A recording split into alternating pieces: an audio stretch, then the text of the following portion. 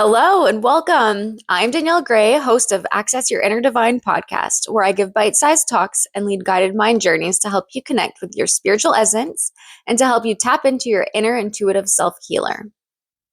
Today's episode is helping you to see, pun intended, some of the ways in which your inner sight ability, aka your clairvoyance, can be blocked or feels like it's been turned off. The last episode I did was about the 4 easy ways that I use to persuade that ability to reawaken and come back. So if you are interested, check back on my channel and give that a listen if you're looking for a few practical exercises to try out. I'm sure if you're someone who uses their inner sight or clairvoyant ability frequently, whether it's for visioning mind journeys, dreaming, both nighttime and daydreaming, astral traveling, mediumship, or if you use your visioning abilities to visualize healing energy for your personal self-healing practice, then I'm sure you've had this experience of feeling like your mind's eye has become dull or has even disappeared. Sometimes it's a very short stint, but sometimes it can last a lot longer. The longer you go without this sense, the more disconnected you can start feeling towards your spiritual essence, especially if you rely on it a lot. It's my favorite spiritual sense to work and play with, so I know when I experience it, I really grieve it, and I'm guessing it might impact you the same way. After experiencing this dulling or loss many times throughout my journey and using it intentionally, I've been able to navigate some of the reasons why it happens. I can help you understand some of these ways too, so that you don't beat yourself up or panic the next time you go through an inner vision dry spell.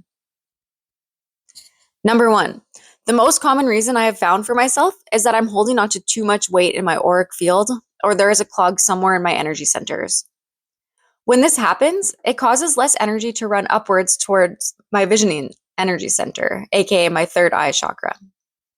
Think of a river flowing, but starting to be filled up with garbage that doesn't belong in it. Eventually, so much garbage begins to dam up the flow, and it's no longer a seamless flow. Now imagine this river has tide pools with small creeks connecting each one, and each tide pool is meant to flow seamlessly into the next one. The river and the small creeks being the energy and power currents that connect the tide pools, which are the energy centers or the chakras. When the garbage fills up the river, it impedes that flow, and the higher up the river you go, the less stream is getting to the last tide pools. Let's say that the beach around the river is your auric field. If the beach becomes full of garbage as well, and that can be a metaphor for our emotions, sensations, and even beliefs that clog and weigh down your energy, then the river can still become, quote, contaminated. If your energy system and auric field is clogged or weighted down, then there's the possibility that your third eye energy center is also out of balance and isn't functioning as you wish it would. The human energy center is complex, and each part is interwoven and connected in some way, just as the fascia in the physical body is. In order to quell this issue, if this is the cause of your loss of imagination or vision sense, is to find a way to take out the garbage.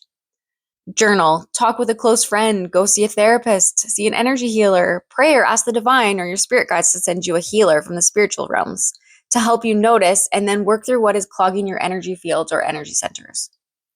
Another way that can help shed the energy that doesn't belong anymore is through movement.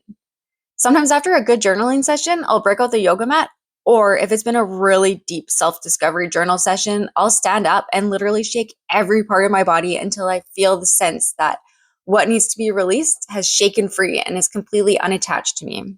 It feels liberating. Number 2, for the reasons that you can experience losing your inner visual senses, is a lack of self-trust in the images that you've been seeing or receiving.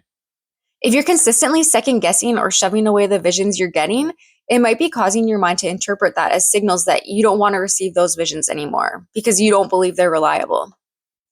However, I will say that it is important to be discerning and not to take everything literal or follow every vision that comes to you. You still have to have common sense. But it's important to take the time to allow yourself to explore the visions. Try and decipher them.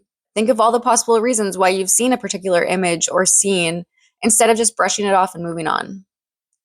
Some might be subconscious junk moving up and through your conscious mind, but some might be important clues or messages from your inner divine, aka your higher self, your spiritual essence. Imagine if you continually tried to relay messages in a particular way and you were continually brushed off or not believed. You might also feel like giving up on those messages to whoever you were trying to relay them to. Lastly, one of the reasons that might be causing your mind's eye to not be working as it should or as it used to is that you're pushing too hard and trying to control every aspect that you were trying to see. This was a major problem for me and ruined what could have been so many fun, adventurous, and beautiful experiences in astral traveling or in guided meditations. For example, if I was going through a guided meditation and the narrator told me to see a flower, my mind would spin and fixate on what type of flower should I create. What color should it be? How big is it? Is it surrounded by other flowers? Is it tall or short? You get the point.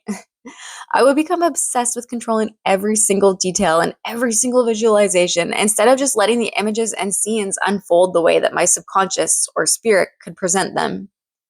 Which, if you could just surrender and let the images come to you as you just sit back, relax, and become the neutral observer, this is when the magic of the visions come to you.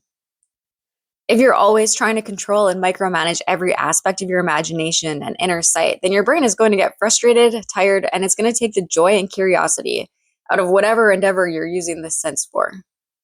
You need to learn to be okay with the fact that you will need to venture into the unknown. You need to let the things unfold.